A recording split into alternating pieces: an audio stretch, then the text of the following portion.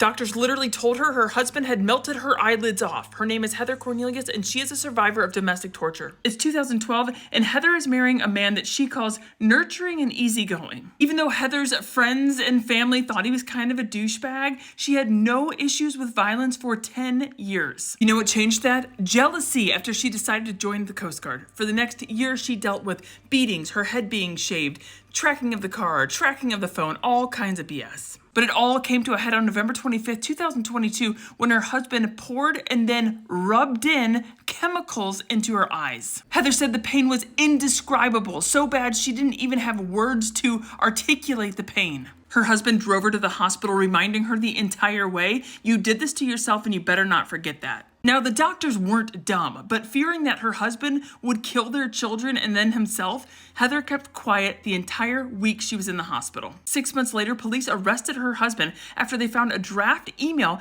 that Heather was trying to send to her mom explaining the torture, but her husband had turned the internet off before she could send it. He was later released from custody and moved to Alaska. Almost a year later, on November 1st, 2023, cops knocked on Heather's door to tell her that her husband was dead.